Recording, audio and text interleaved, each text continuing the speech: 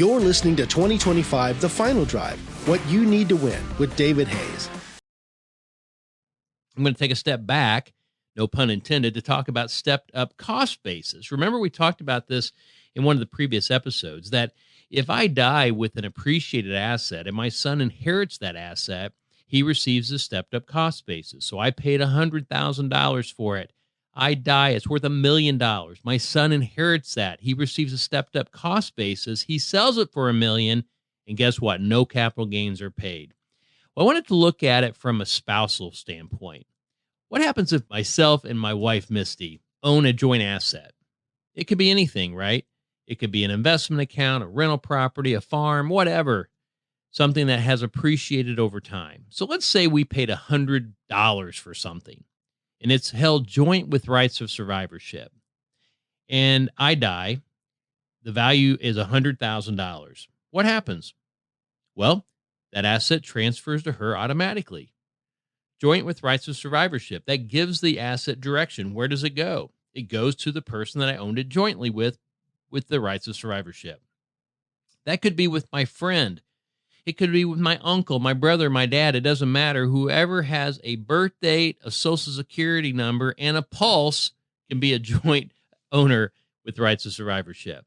But what happens with the cost basis? Remember, when my son inherited that, he received a full step up in cost basis. But what about my wife? Under the eyes of God, we're one, right? But what about the tax law? We're actually looked at as two. So my wife would receive a partial step up in the cost basis.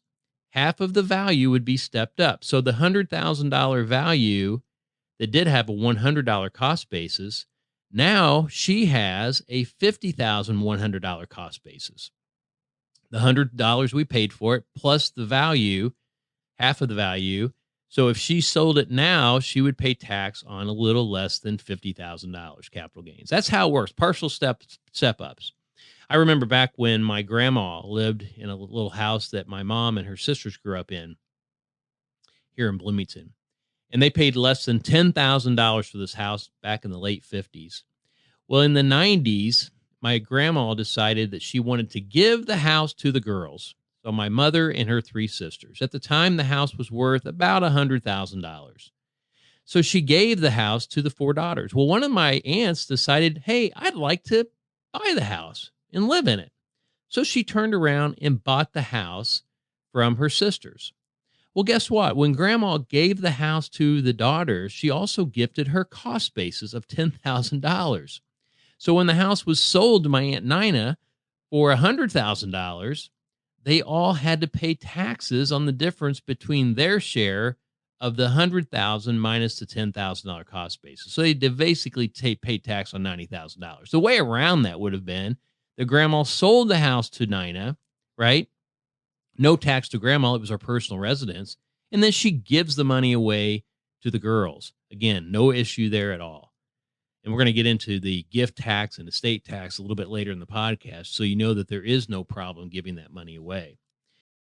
Securities are offered through J.W. Cole Financial, member FINRA and SIPC. Investment advice offered through CFCI and J.W. Cole Advisors. J.W. Cole Financial, J.W. Cole Advisors, and CFCI are unaffiliated entities. The opinions expressed by David Hayes and his guests should not be construed as specific investment, legal, or tax advice. All economic and performance information is historical and is not indicative of future results. Investing may involve the risk of losing principal. Any tax advice on this show is not intended to be used by any person for the purpose of avoiding U.S. federal or state tax. Penalties may be imposed on such a person, and each listener should seek advice from their tax advisor or legal counsel on topics that arise from the show. David Hayes and his guests are not providing legal or tax advice. Nothing should be construed as solicitation or an offer to buy securities.